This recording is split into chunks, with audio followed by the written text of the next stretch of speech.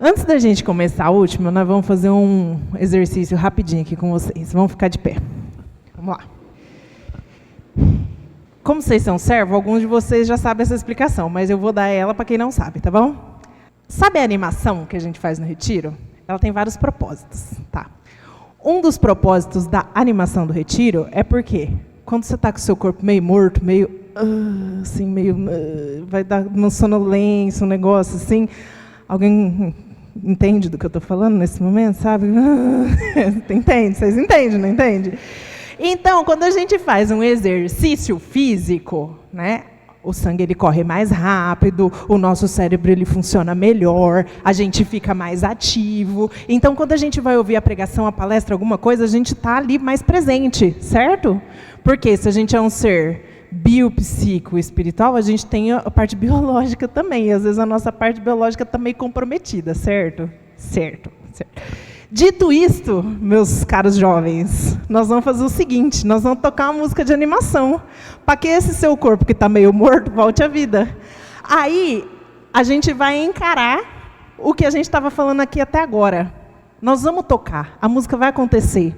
E você está diante de uma decisão pessoal. Se você vai dançar, vai se exercitar para o teu cérebro funcionar melhor ou não, você é livre para corresponder. Tá bom? Vamos lá, Rogério?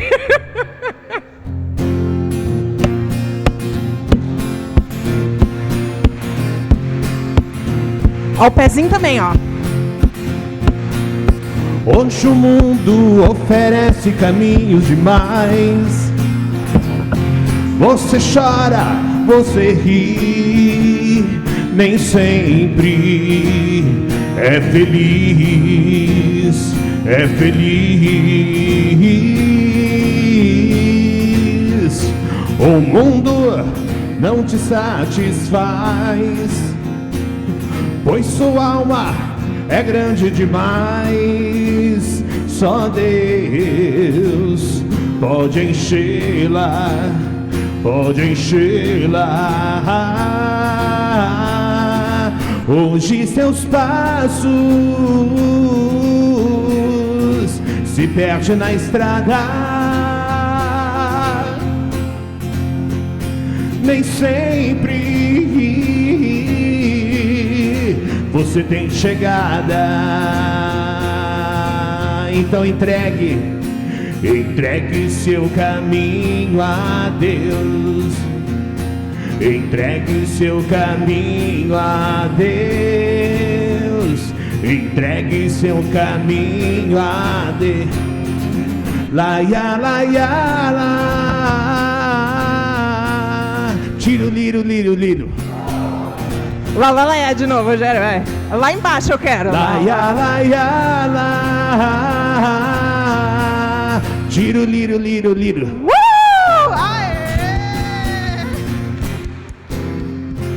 Muito bem, muito obrigado. Viu? É simples responder alguns chamados, outros não são tão simples, mas alguns são simples. Amém. Cansei. Vamos lá. Ô amor, pega uma aguinha para mim, por favor. Obrigada. Vamos lá, gente. Agora nós vamos falar um pouquinho. O tema desta pregação palestra é brevidade da vida. Mas antes da gente falar da brevidade da vida, eu queria pontuar uma coisa, que eu esqueci de falar lá no primeiro, e eu acho ela maravilhosa. A gente estava falando sobre nós sermos biopsíquicos espirituais. E é isso que coloca a gente acima do resto da criação, a parte espiritual. Certo? Vocês lembram? Tem um ponto para a gente começar a entender por que ser espiritual está acima de todas das outras coisas criadas aqui de matéria, né? Que é o seguinte, pensa aí em todos os planetas, no Sol, na Lua, no universo inteiro. Junta tudo aí dentro do seu pensamento agora. Se você juntar tudo isso, toda essa grandeza que existe, todo esse universo junto não é capaz de render graças a Deus. E a tua alma, dentro da tua liberdade, é capaz de render graças a Deus. Isso já te eleva acima dessas outras coisas. Todos os animais do mundo juntos não são capazes de livremente render graças a Deus. E você é capaz, porque você tem um espírito. Certo? Então agora vamos voltar. Você tem um espírito, você tem um corpo. E você está no mundo. Mas você não está no mundo para sempre, certo? É disso que a gente vai começar a falar aqui agora. Então nós vamos pegar, não sei onde, está aqui minha Bíblia. Eclesiastes 3. Eclesiastes. Cirácida. Ixi, menino, fala aqui. Cirácida. Em algumas Bíblias aparentemente está cirácida. Então vamos lá. Eclesiastes 3. 1, versículos 1 e 2. Para tudo há um tempo, para cada coisa há um momento debaixo do céu. Tempo de nascer e tempo de morrer. Tempo de plantar e tempo de arrancar o que se plantou. Pode parar aí. É isso. Quando a gente volta lá no nosso creio, que a gente reza toda a missa, então creio em Deus Pai Todo-Poderoso, Criador do céu e da terra. A gente viu que o céu é a dimensão espiritual das coisas e a terra é aquilo que está abaixo do céu, que a gente viu nessa passagem agora, que é a criação. Certo? Ok. Nessa criação, o que a gente viu nessa passagem? Onde a gente está hoje, tem um tempo. Tem tempo para tudo. Tem tempo para nascer, tem tempo para morrer, tem tempo para realizar coisas, tem tempo para trabalhar, para descansar. Vocês nasceram dentro de um tempo. O tempo está acima da gente. Vocês não escolheram a época. Aconteceram coisas na Terra antes de vocês nascerem, certo? Vocês nasceram num ano específico. O mundo já era mundo, já existia gente. E vocês nasceram num ano específico, num lugar específico. Você realiza coisas em tempos diferentes na sua vida, então você já não nasceu casando e tendo filho. Você nasce, você cresce, tem tempo para tudo. Mas o que é esse tempo? Vocês já pararam para pensar o que é esse tempo? Esse tempo que começa, que você está aqui, que você não tem controle sobre ele tem algum certo controle aí em cima da tua vida, você não tem controle sobre ele, e ele vai passando. E aí nós vamos ver aqui, nós temos o tempo de nascer, realizar e morrer. Antes da gente começar a entrar mesmo, eu queria até perguntar, alguém aqui, quando a gente começa a falar desses assuntos de que a gente vai morrer, não gosta de falar sobre isso? Ou tem medo, ou só, vamos falar de outra coisa? Sim? Alguém? Não? Não quer se expor? Tá bom. Não, é ótimo, a gente não precisa, não pode, né, como cristão, ter esse medo. Mas se a gente ainda tem, tá tudo bem também, tá? Faz parte da vida. É tipo a criança que não gosta de comer legumes, ela não gosta de comer legumes, você insiste um pouco, só que você não vai ser o pai que vai insistir, você insiste com você um pouco agora, que você vai estudar isso, porque é uma realidade da vida, que você vai morrer um dia, e aí você vai a contragosto, se sentindo meio mal, estudando um pouquinho, daqui a pouco você se acostuma, e daqui a pouco você vê que é só um negócio que faz parte da vida e está tudo certo. Então vamos lá, vamos começar pelo que é o tempo. Frankl dá para a gente uma explicação do tempo, que ele usa a ampulheta. Vocês sabem o que é uma ampulheta? Todo mundo sabe o que é uma ampulheta? Aquele negocinho que tem um funilzinho aqui, depois ele abre embaixo, a areia vai passando. Certo? Então vamos imaginar, eu queria ter uma lousa, não tenho, mas vamos imaginar todo mundo, a ampulheta. Nessa ampulheta nós temos a parte de cima, tá? A parte de cima é o futuro, é tudo que está para acontecer. Tem muita areia, para uns mais, outros menos, mas tem muita areia ainda para passar ainda, ali por esse funilzinho, né? Tem coisas que vão acontecer ainda, que ainda não aconteceram na nossa vida. Naquela partezinha bem fininha ali, bem pequenininha, onde passa cada grãozinho de areia, nós temos o presente. O presente é o agora, onde eu respondo, onde eu ajo, onde eu consigo tocar alguma coisa no tempo, é só nesse presente. E nós temos o passado. O passado é aquilo que não muda. A gente não consegue tocar o passado. E aí eu gostei daquilo que o Matheus falou sobre o carro, que eu acho que ele é um ótimo exemplo disso, né? A gente está dentro de um carro dirigindo. O painel da frente é grandão, porque a gente precisa prestar atenção no que vai acontecer. Só que você tem um retrovisor para você olhar para trás, porque para trás também tem coisas importantes. Só que do mesmo jeito que não dá para você voltar lá para trás, porque você está em movimento, Você também não consegue desviar de um caminhão que você só vai cruzar daqui 10 minutos. Você só faz o que você tem que fazer ali naquela hora, que é o momento presente. Certo? Muito bem. Vamos lá. Então, o passado, aqui, é onde a gente começa a dar um nozinho ali na mente. Então, vocês me acompanhem, tá? O passado, ele é o que a gente tem de mais real, assim, de pura realidade da nossa vida particular. Porque o que nós colocamos na nossa vida, que já passou, que faz parte do nosso passado, não tem como mudar. É aquilo e acabou. Pensa aí alguma coisa. Pensa aí no seu dia de ontem. Não vamos nem muito longe. Pensa no seu dia de ontem. Pensa aí alguma coisa que você se arrependeu de fazer. Eu fiquei muito tempo deitado, tinha que ter lavado a roupa. Sei lá, qualquer coisa assim. Não lavei, agora está lá acumulando. Alguma coisa do tipo. Pensou? Era bom voltar? Era bom. Volta lá então e lava ontem aquela roupa. Você consegue? Não dá. Não dá para tocar. Ela está cravada, está para sempre na tua história. O passado está para sempre na nossa história. Ele é real. Isso é importante da gente ver para a gente começar a dar o devido valor ao momento presente. Porque é no momento presente que eu escolho aquilo que eu vou querer que faça parte da minha história de vida.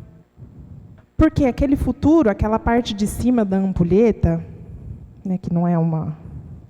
Tem suas falhas, né? O próprio Franco fala que a ampulheta ela tem suas falhas, porque não é exatamente a ampulheta. Mas no mundo real, o nosso futuro, a gente não...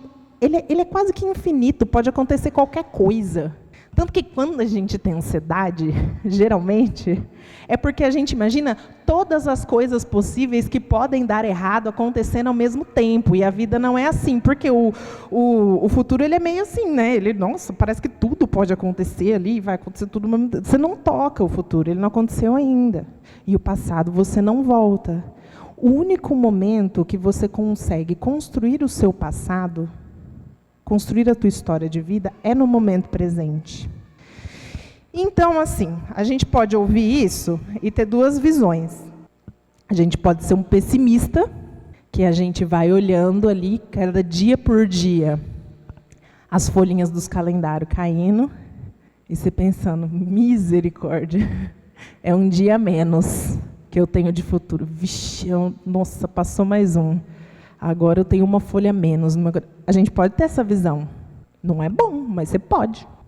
Mas quem vive conforme a consciência aponta, conforme Deus chama, vai ter uma outra visão desse tempo que passa. Não vai ver as folhinhas caindo, vai ver como se fosse um livro que a cada dia eu escrevo um capítulo. Então, a cada dia que passa, eu consigo escrever um capítulo da minha vida. E aí eu vou escrevendo, dia após dia, né? Vou abrindo ali novas histórias ali no meio, fechando uma, abrindo outras, até que chega um dia que você morre. E o que acontece nesse dia? É aí que a gente às vezes começa a entender um pouco mal o que é a morte.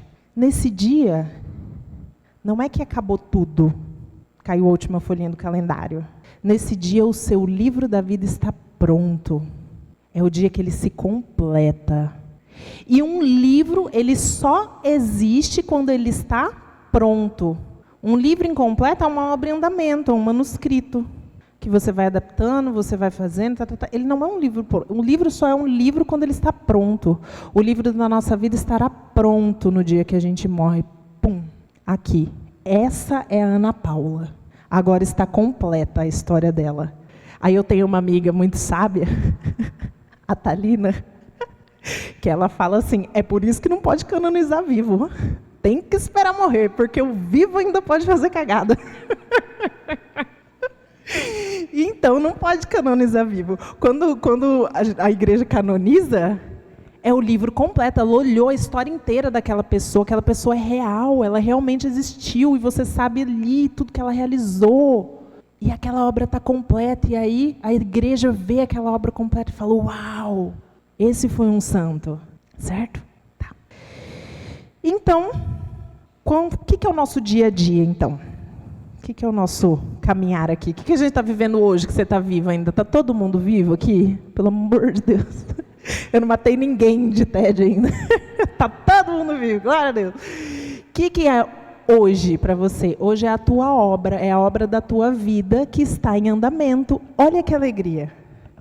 Se cada dia é um capítulo que eu escrevo, significa que eu posso hoje escrever e fazer a minha história ficar maravilhosa. Quando a gente vai assistir um filme, não é legal quando a gente vê assim o desenvolvimento do personagem, né? Então ele começa lá meio capenga, meio fazendo umas coisas erradas, e aí de repente ele muda a vida dele. Às vezes é muito mais legal do que um filme que foi tudo certo a vida inteira.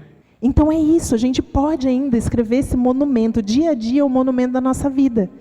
E aí Frankl fala o seguinte, que uma das coisas que mais ajudava as pessoas a entender isso, entender essa importância do momento presente em que você está criando aquilo que vai ficar para sempre na sua história de vida, uma das coisas que mais ajudava todo mundo a entender isso era quando ele virava e falava assim, se você estivesse vivendo o dia de hoje, pela segunda vez, é a segunda e última chance, sabendo tudo que você fez errado da primeira vez.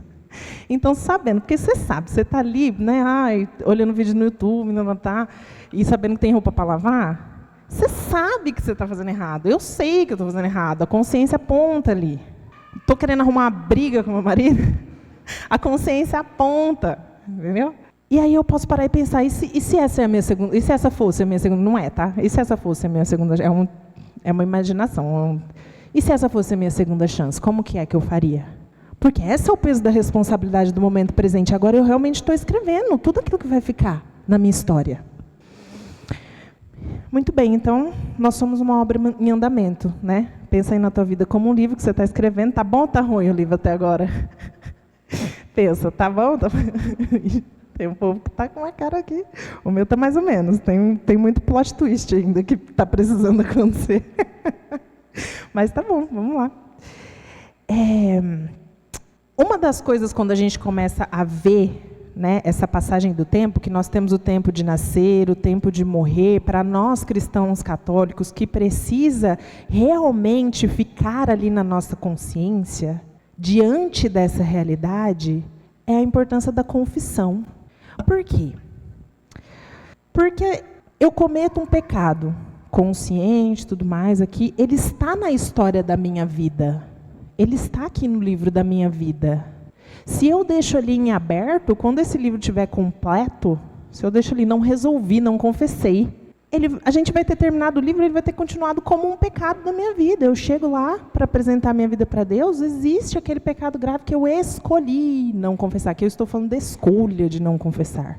Seja porque eu escolhi não ir até o padre, seja porque eu escolhi esconder do padre na hora da confissão. Isso me bateu muito forte quando eu estava estudando essa semana. Inclusive fui confessar, né? Porque a gente nunca sabe. Quando eu estava estudando tudo isso, eu me deparei com um livro que chama Preparação para a Morte. Estava lendo ele, Preparação para a Morte, porque se eu vou falar de morte, eu preciso ler o livro Preparação para a Morte, Santo Afonso de Ligório. É muito bom, viu? Não li inteiro, li algumas partes, mas é muito bom. E lá ele fala de uma visão de Santa Teresa d'Ávila, que ela via almas que caíam para o inferno. E ela perguntou para Deus, Senhor, mas certeza que essas almas são as que não se confessam? E aí Deus falava, não, essas são os cristãos praticantes, que iam ao confessionário com frequência. Ué, mas por que elas estão caindo? Porque elas escolheram esconder os seus pecados. Elas iam ao confessionário para aliviar a consciência e não para receber o perdão da ofensa a Deus. Agora a gente volta lá na constituição da pessoa humana. Se eu vou ao confessionário para aliviar a consciência, para ter um sentimento bom, para falar, ai meu Deus, eu sou um bom cristão, eu fui, agora eu estou me sentindo leve. Não que você não possa, eu me sinto leve, está tudo bem se sentir leve. Mas se eu vou para isso, não serve, eu não estou fazendo uma boa confissão, não estou lendo lá realmente confessar os meus pecados. E aí me deparei com uma história. Eu li muitos livros, peguei muitos livros sobre morte e inferno essa semana, foi muito agradável. Aí peguei um livro que chama O Inferno. Deixa eu até achar aqui, depois eu acho, aqui, Monsenhor de Segor. E lá nele tem uma história mística que aconteceu, é um livro que ele é aprovado ali pelo bispo, pelo papa certinho, que são histórias místicas que a igreja reconhece que aconteceram, né?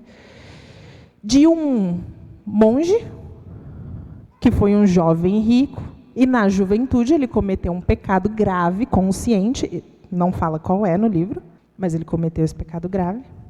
E aí no começo ele ficou com vergonha, ele conhecia o padre, não confessou.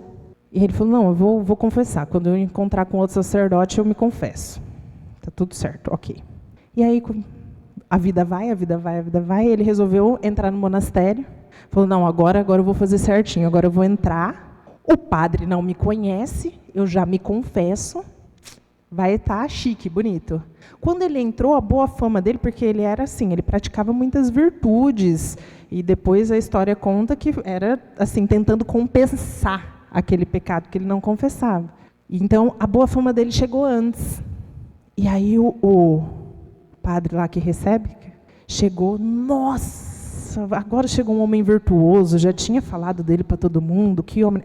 E ele ficou, meu Deus, o que ele vai pensar de mim se agora eu me confessar? E não confessou. E ele adoeceu, e quando chegou a hora da morte, ele falou, agora eu preciso confessar. Só que com receio do que o padre ia pensar, ele enrolou tanto, ele deu tanta volta, tanto que o padre não entendeu nada do que ele falou, ele floreou mais do que confessou, e ele morreu. E aí a história conta que como descobriu tudo isso? O outro monge, quando estava preparando a sua sepultura, viu um fogo subindo, o rosto dele, e ele contou. Não reze por mim, eu estou no inferno. E contou o porquê que era. E diz que subiu um cheiro tão grande no seminário, monastério inteiro, que eram para todos atestarem de que realmente a visão era verdadeira. E aí ficou registrado. Mas contei tudo isso, primeiro porque a gente é católico, então assim, é bom a gente tomar consciência, né, da seriedade da confissão. E assim, vou pontuar que é pecado não confessado propositalmente, tá? Que ele escolheu esconder. Mas porque a gente também começa a ter consciência desse livro completo que é a nossa vida. Então, algo que eu fiz durante a minha vida, ele não é simplesmente apagado, não, ele entra na concretude do passado. E eu preciso resolver aquilo que eu abri, aquilo que está em aberto na minha vida, eu preciso resolver. Se eu tenho um pecado, eu preciso confessar. Confessou, amigo? Acabou. Pronto. Deus já entrou ali no livro da tua vida e já te deu o perdão daquele pecado. Às vezes, né, a gente entende um pouco mal, né, essa questão da morte. Então, quando a gente morre, a gente não leva absolutamente nada do que está aqui, além dessa história que nós escrevemos conscientemente, livremente escrevemos. É a única coisa que fica. Então, quando eu morro, eu não vou levar nada. Isso aí a gente já sabe, que não vai levar roupa, não vai levar sapato, não vai levar o cabelo que fez, não vai levar o cílio que botou, que pagou caro, não vai levar nada. Ok. Mas, fora da sepultura, da nossa sepultura, a nossa vida que a gente viveu, bem vivida, ela ainda permanece. Aquela totalidade da nossa vida, ela permanece aqui. Ela é apresentada a Deus, mas ela também permanece aqui de alguma forma. Né? Então, a gente tem a história de Franco de novo, quando ele estava conversando com uma senhora em estado terminal, e ela estava agoniada. Né? Ela estava com câncer em estado terminal e ela estava agoniada, porque essa vida não faz sentido. Porque, e agora, eu vou morrer, vou deixar aí meus filhos, meus netos, e aí? Para que eu vivi tudo isso? Para que foi até agora? E aí Franco começa um diálogo com ela, e ele fala, você conhece alguém que viveu uma vida valorosa, bem vivida? Ela, eu conheço um médico que fez bem a muitas pessoas, ele ajudou muitas pessoas e tudo mais. Ah, já faleceu? Já faleceu. E todo esse bem que ele fez, foi embora junto com ele? Não foi embora, eu lembro de todo o bem que ele fez. Tá bom, mas e se você se esquecesse de todo o bem que ele fez, e ninguém mais lembrasse, aquele bem que ele fez, iria desaparecer? Não ia. Aquele bem continua ecoando. Aquela pessoa que ele ajudou, aquele bem que ele fez, continua, porque continua na história da vida dele, continua na história da humanidade, mesmo que ninguém se lembre. E aí, ela, não, então, Franco fala para ela, você agora é um exemplo para as outras pessoas. Ela estava encarando muito bem aquele estado que ela estava. E ela estava fortalecendo muitas pessoas, e dali por diante ela ficou melhor ainda. Não, agora eu sei que a minha vida, ela faz sentido por tudo que eu já vivi, mesmo que eu morra, quando eu morro, continua fazendo sentido tudo que eu já vivi.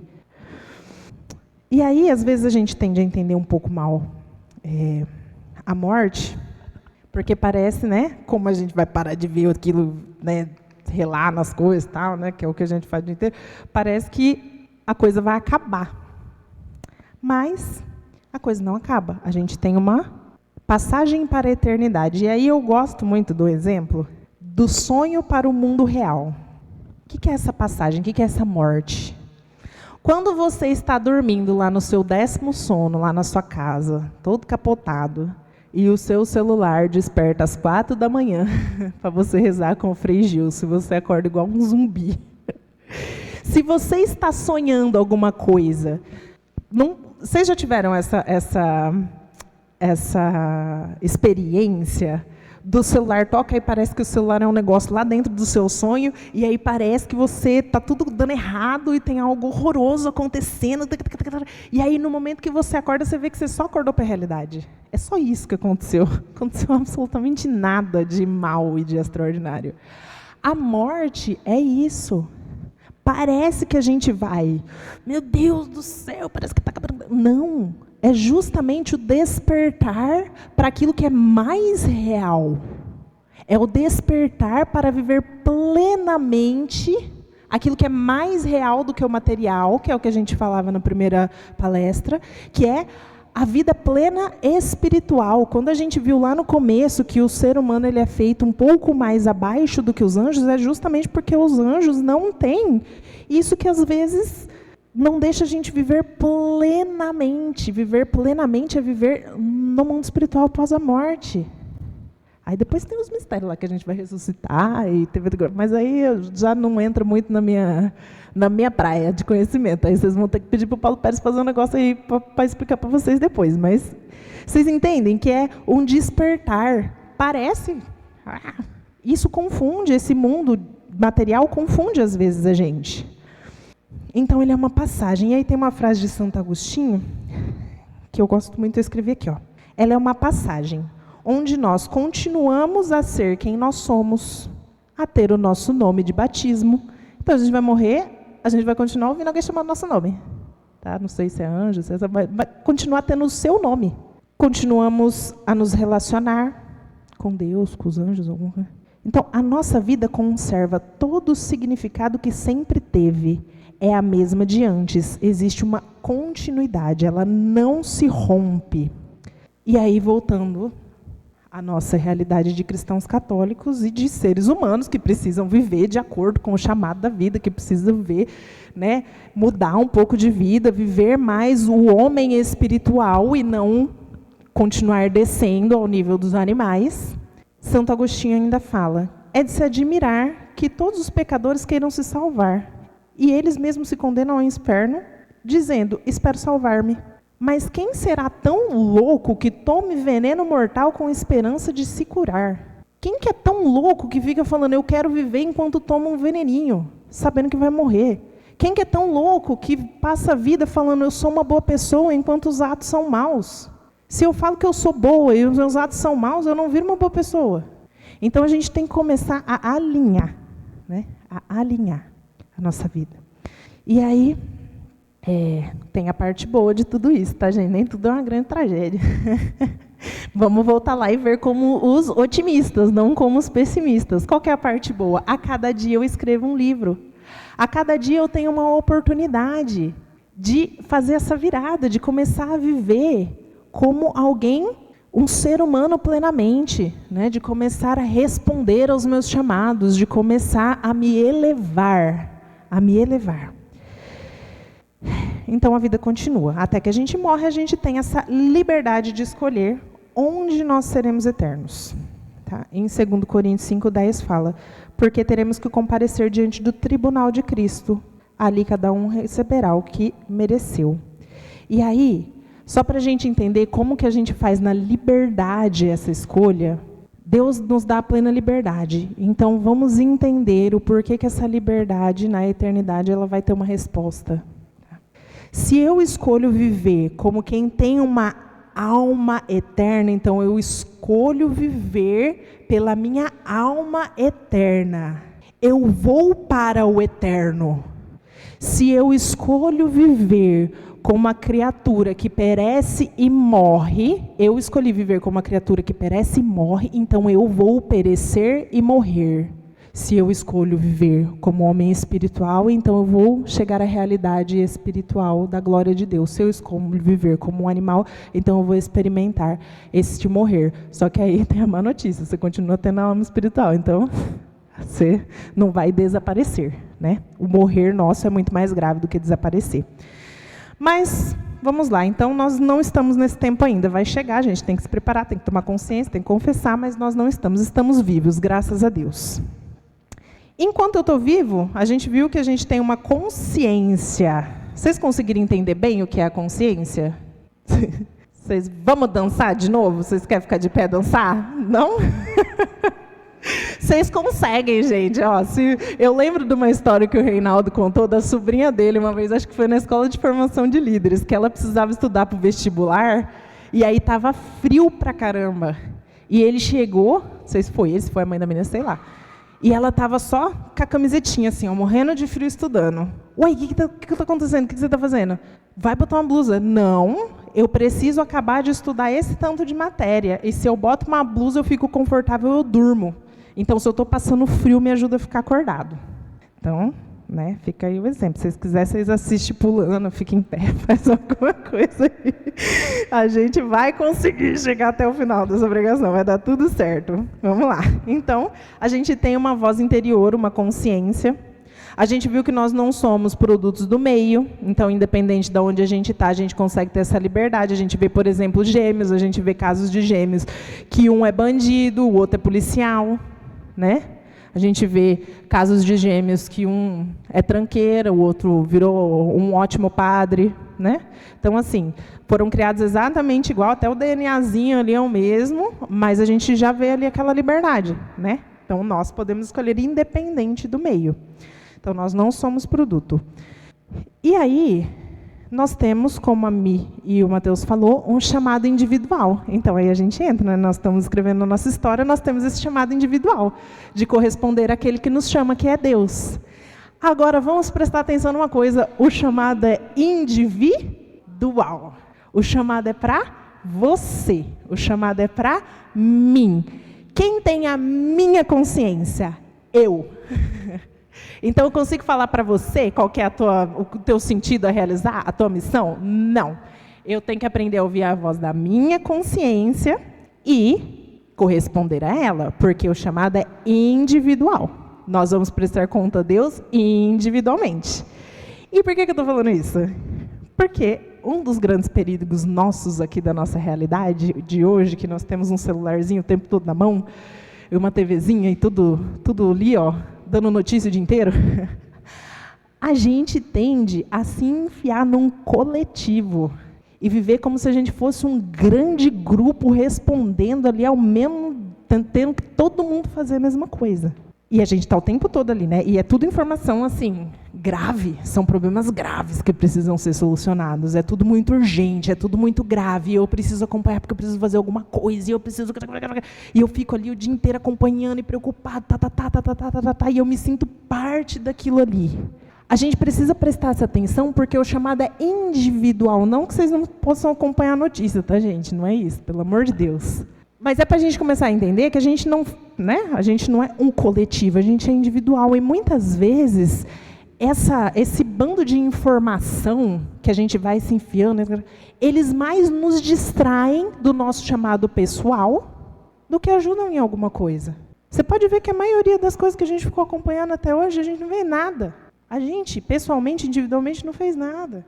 E, às vezes, para ficar tentando se colocar nesses meios, a gente negligenciou alguns chamados pessoais, que ninguém mais poderia fazer, onde ninguém mais poderia me substituir. Então, tá bom.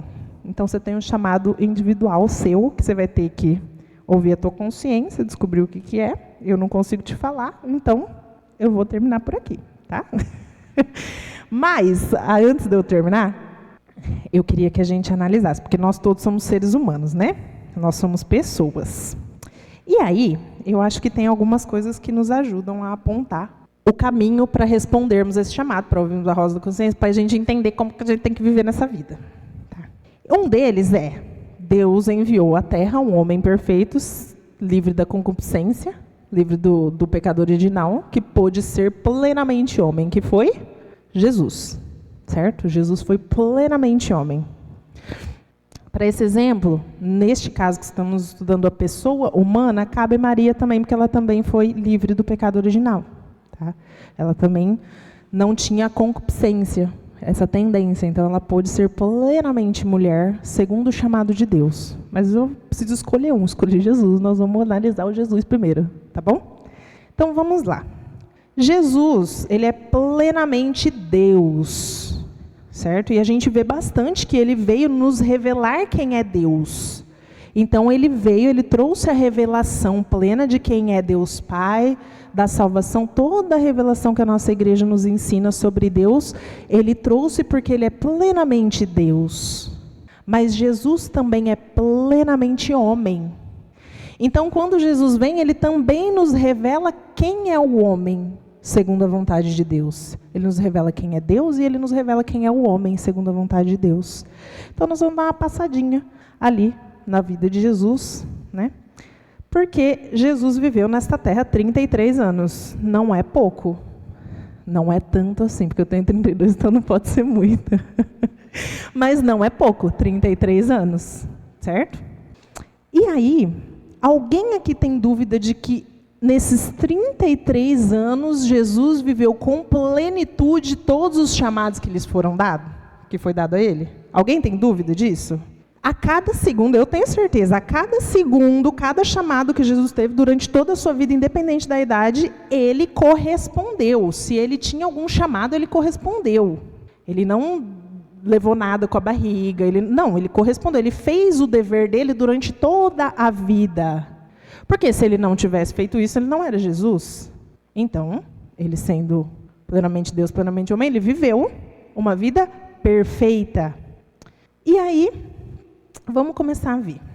Desses 33 anos na Terra, 30 anos, Jesus viveu uma vida oculta. O que Jesus fez? Correspondendo ao chamado de Deus, o que Jesus fez durante 30 anos? Jesus viveu com sua mãe, com seu pai, trabalhando, convivendo, indo para o templo, rezando.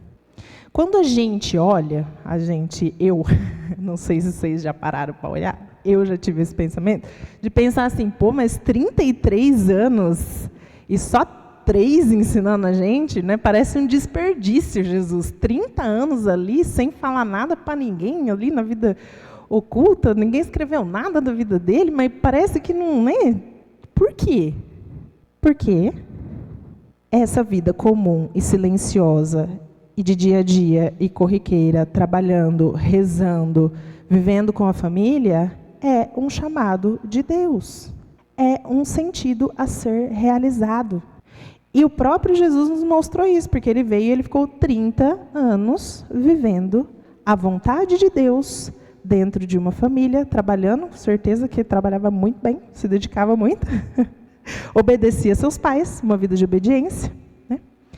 Então ele mostra para nós que essa vida ordinária é um grande alívio, tá, gente? É um grande alívio, porque a gente não precisa ficar caçando uns negócios muito fora da nossa realidade. Pode ser. Existem pessoas que têm grandes chamados, olhando pela visão dos homens, né? Que são chamados grandes aí, públicos e etc. Pode ser que você tenha, não estou dizendo que não tem. Mas a maioria de nós, na maior parte da nossa vida, vai ter esta vida que Jesus mostrou que vale a pena. É um grande alívio. É um grande alívio, porque nesse momento que eu observo isso, eu descubro que a minha vida tem um grande valor nesse dia a dia. O meu dia de trabalho que eu faço bem feito, ele tem um valor gigante para Deus, porque o próprio Jesus ficou vários dias ali trabalhando. Essa vida que eu tenho dentro de casa, de lavar uma louça, isso é um chamado de Deus, é um grande sentido. Aos olhos de Deus, isso é grande a ser realizado. Isso é muito grande. Senão o próprio Jesus não teria passado 30 anos assim, a maior parte da sua vida. Então essa vida comum é o que a maioria de nós, eu quis trazer isso porque a maioria de nós vai viver isso. E assim, para a gente sempre se lembrar de que esse é o grande chamado de Deus muitas vezes para nós. Esse é o grande sentido a ser cumprido. E a gente precisa cumprir ele, cumprir essa louça lavada, tentando lavar a louça, nos elevando à realidade dos santos. Sabe, existe uma grande diferença de eu estar muito cansado e fazer como um cachorro que está muito cansado, chegar na minha cama, deitar e dormir, capotar, e eu chegar muito cansado e ajoelhar e render graças a Deus pelo meu dia antes de cair e capotar. Existe uma diferença muito grande de eu lavar aquela louça com um sorriso no rosto, sem brigar com ninguém, e de eu lavar de cara feia. Existe uma grande diferença de eu resolver os meus problemas conforme o que Deus quer. Então, assim, para concluir, para a gente poder fazer mais uma partilha, quando nós entendemos que a vida é breve, essa brevidade da vida, a gente começa a descobrir o valor de cada instante. A gente começa a procurar viver com sentido, viver procurando um propósito para cada instante, para corresponder a esse Deus que chama, a essa vida que chama. Essa ampulheta, ela não corre para a morte, né? Não é isso, não é que a ampulheta ela corre para a morte, ela corre para cada momento, para que a gente cumpra bem cada momento. A gente não precisa cumprir essa ampulheta toda de uma vez, é cada momento. Os dias correm para que eu viva cada dia da melhor maneira possível, correspondendo àquilo que Deus me dá como missão daquele dia, com fidelidade, com amor. E aí, Mi, você quer falar alguma coisa? Senão eu vou abrir para... Quer? Pode abrir? Tá. E aí é isso, gente. Eu vou fechar com uma pergunta, que esse aqui eu anotei uma pergunta para poder guiar a partilha de vocês, tá? Eu vou abrir para a partilha. Vocês se reúnem aí. A gente fez os mesmos grupos durante todo mundo ou dividiu o grupo diferente? 4? Grupos de 4 pessoas, tá? E aí a pergunta que eu vou dar como norte aí é o seguinte: se a vida é uma ampulheta e o presente é o único ponto onde eu posso agir, o que Deus está me pedindo hoje que eu ainda não fiz? E que se eu deixasse para depois, poderia se perder para sempre. Agora vocês montam o grupo e vai conversar. Então tá bom.